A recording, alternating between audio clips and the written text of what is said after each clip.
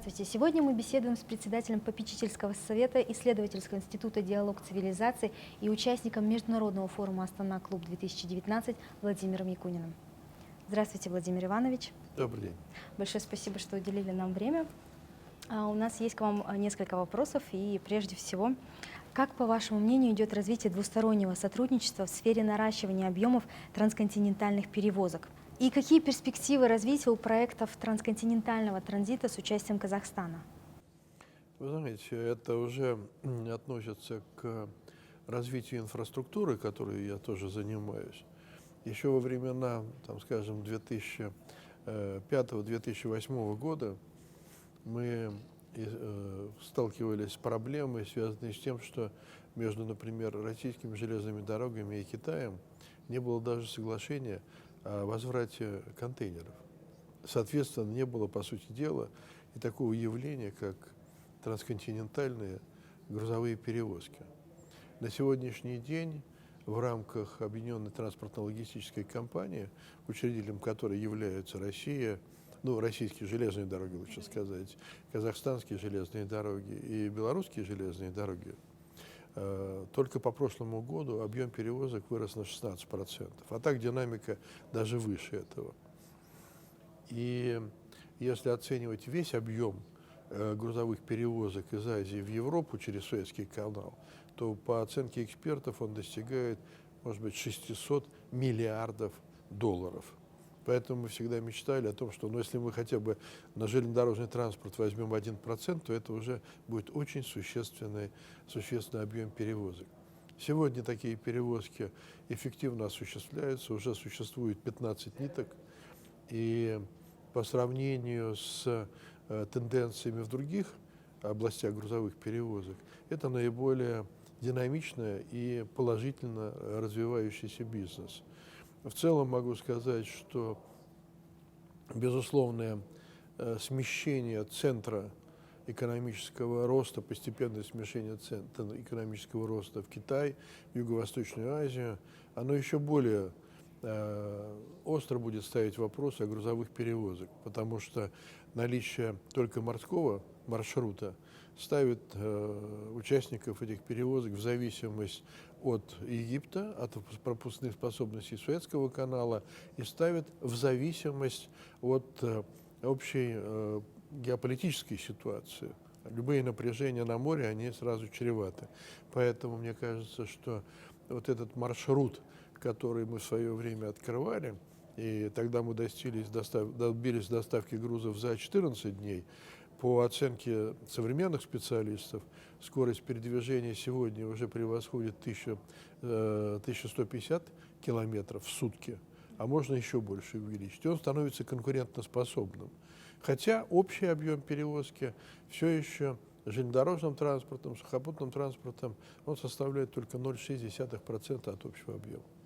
Насколько ваш проект «Трансевразийский пояс развития», предполагающий строительство транспортных артерий на территории России, согласуется с китайской инициативой «Пояс и путь»?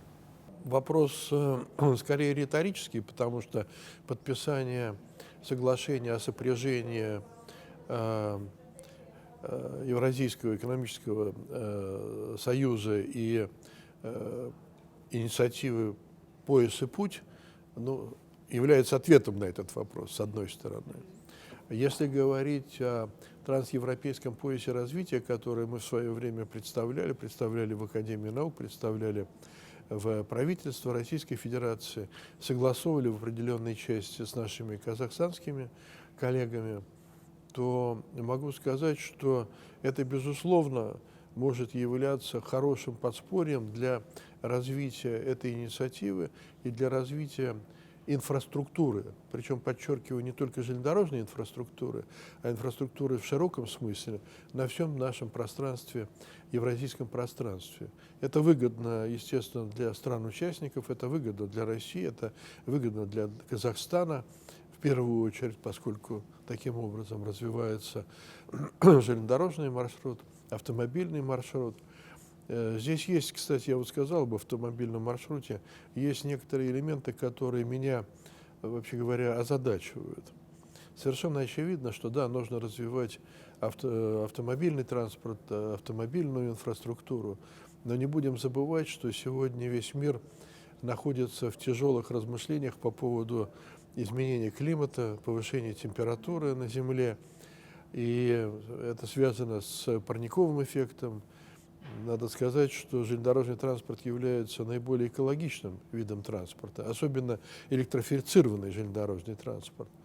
И в этой связи постоянный рост объема перевозок на автомобильном транспорте не столько из-за того, что я в свое время был начальником, руководителем российских железных дорог, а исходя из объективной реальности, все-таки требует более внимательного отношения к экологическим аспектам и, соответственно, в значительной степени развития железнодорожной инфраструктуры в первую голову. Какова, по вашему мнению, роль Казахстана в интеграционных процессах на постсоветском пространстве и евразийском континенте в целом? Но здесь есть, безусловно, элемент личного отношения. В свое время с Нурсултаном Абишевичем у нас было достаточно много разговоров на тему интеграции на постсоветском пространстве. И мы все хорошо помним историю, когда ему было предложено возглавить правительство Советского Союза. Я всегда подчеркивал, что если бы решение было иным, то мы сегодня жили бы в другом мире просто-напросто. Поэтому, пользуясь этим случаем, хочу Нурсултану Абишевичу еще раз передать самые глубокие и теплые пожелания добра, здоровья. И продолжая отвечать на ваш вопрос, полагаю, что совершенно явно сегодня интеграционные процессы являются доминирующим трендом в условиях глобализации. То, что касается нашего евразийского пространства, то это тем более актуально, потому что какими бы мы ни были по своему внешнему виду, по своим политическим сегодняшним ориентациям, но не будем забывать, что нас связывает тысячелетняя история Российской империи, которая, в отличие от империй европейских, всегда несла свою ношу в развитии того, что называлось окраинами.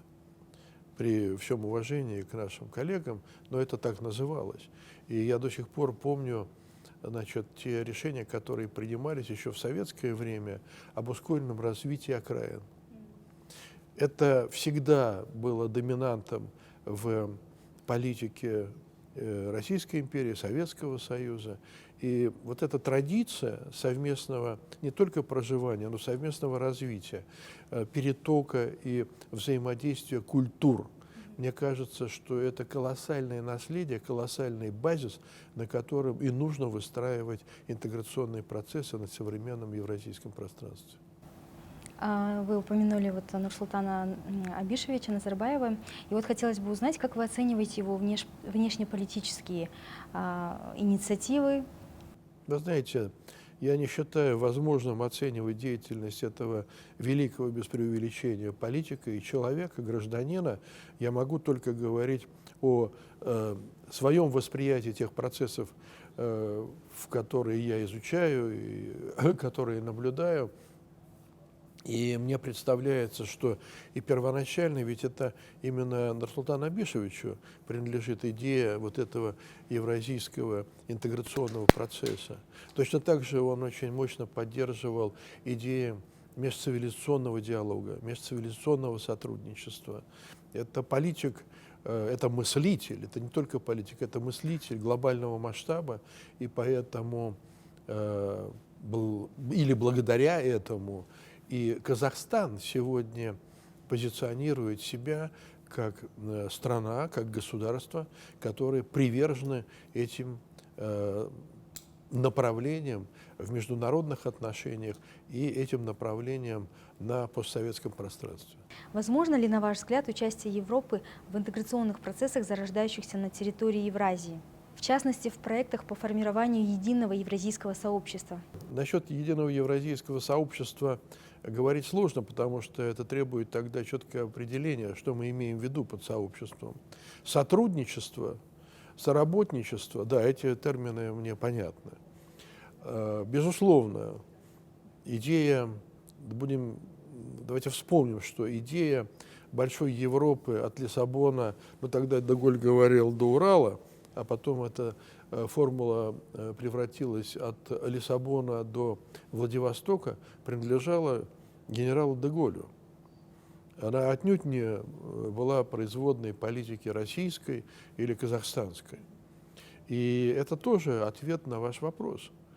Значит, лучшие умы, лучшие политики своего времени, европейцы, они прекрасно отдавали себе отчет о перспективах и приоритетах развития взаимоотношений между Европой и Азией, имея в виду, что мы объединены в рамках одного евразийского континента, хотя они разделены географически условно, но тем не менее это все-таки единое пространство.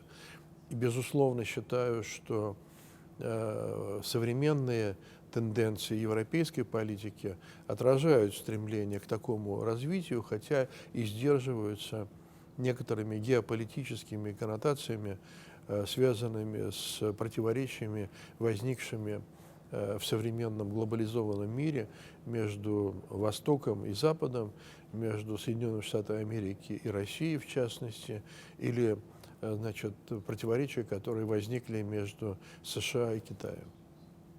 В настоящее время очевидным становится зарождение нового политического курса Европы, более независимого от США.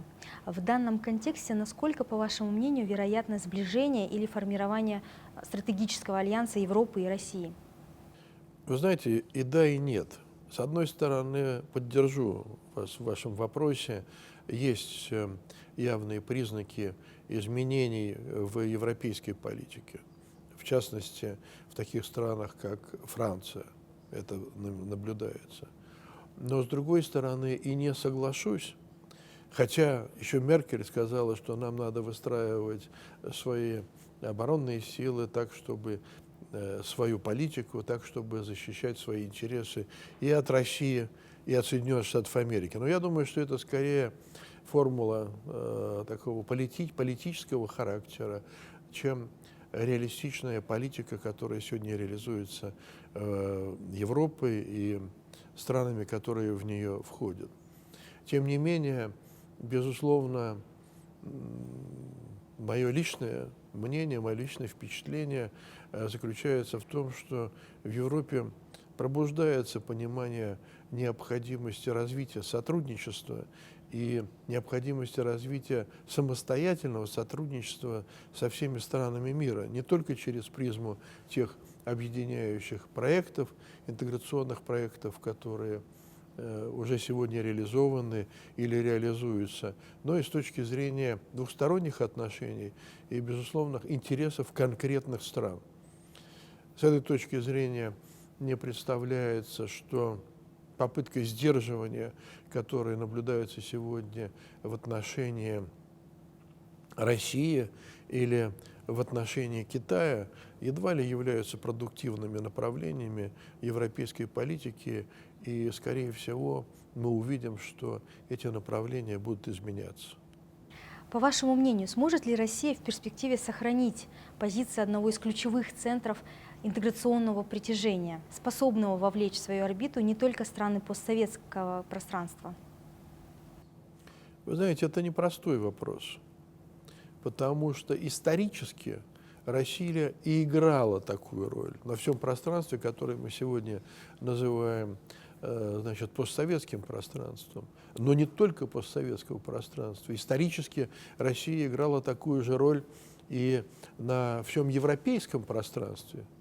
Не будем забывать, кто был инициатором создания Международного суда в Гааге, например, так на всякий случай. Я уж не говорю о монархических браках, которые являлись инструментом такой же интеграции.